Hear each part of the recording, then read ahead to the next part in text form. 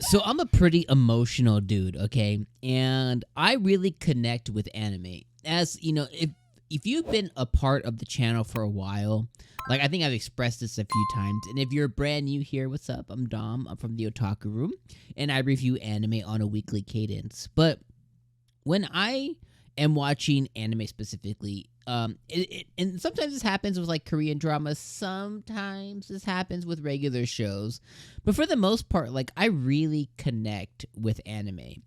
And a lot of times, like there have been a lot of different anime that like the Bookworm anime. If you've never watched it, just type in Bookworm anime. And I've cried like an effing baby, okay?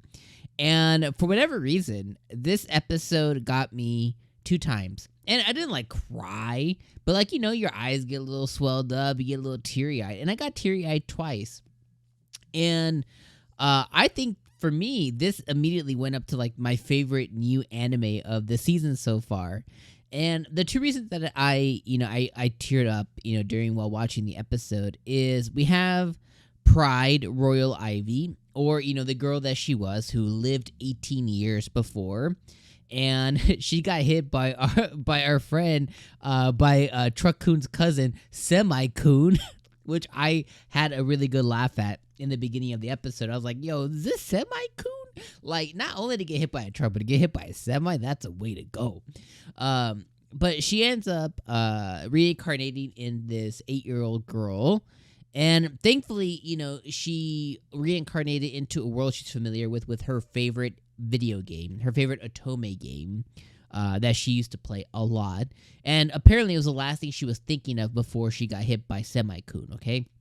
And that's why she came into this world. Well, she's spending all her time so far in the show, in the first episode of the show, she's spending all her time trying to undo the wrongs that she did. But the thing is she hasn't done them yet. So she's trying to undo all the wrongs that her future, not herself, but the future character would actually end up doing.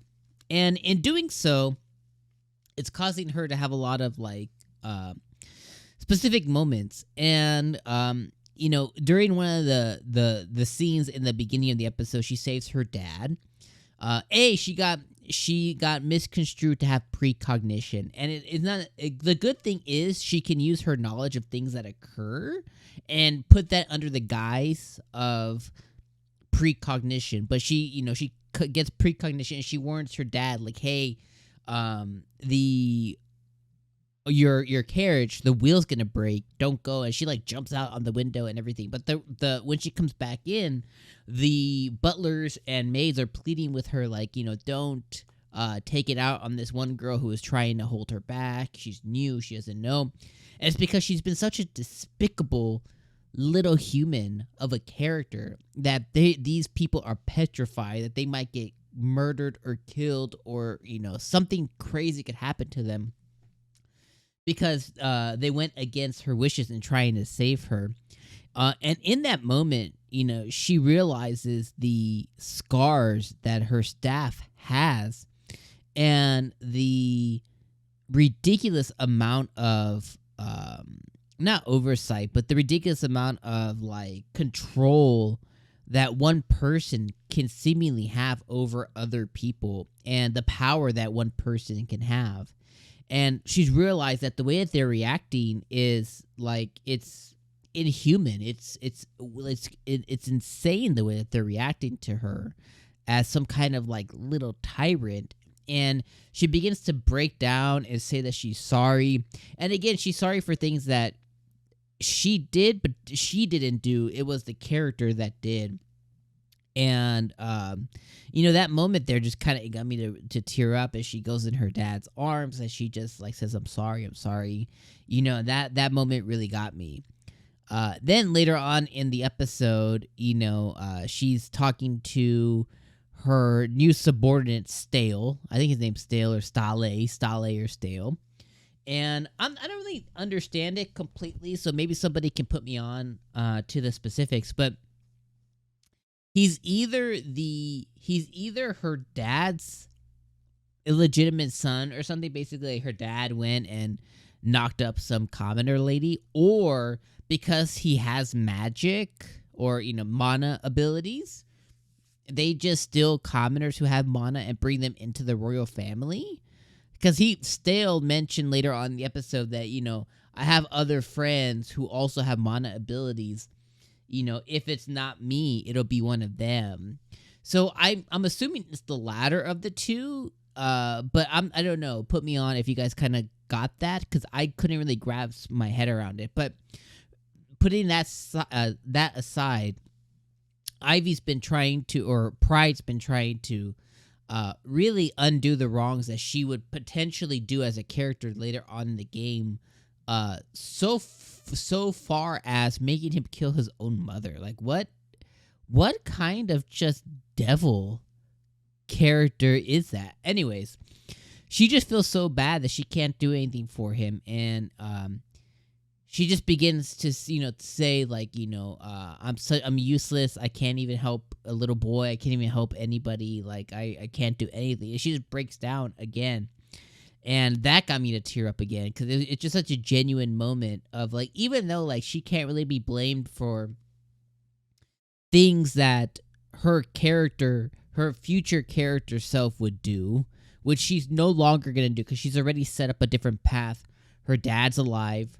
Her mom's alive. Both things that wouldn't have occurred if she didn't take action, right? Like, Stale is not in the same contract that he would have been, per the story. So she's changed things already, but she still feels mortified. And it's just such a genuine human moment for her, even though she, again, is breaking down over things that she had no control over, because these are things that haven't happened.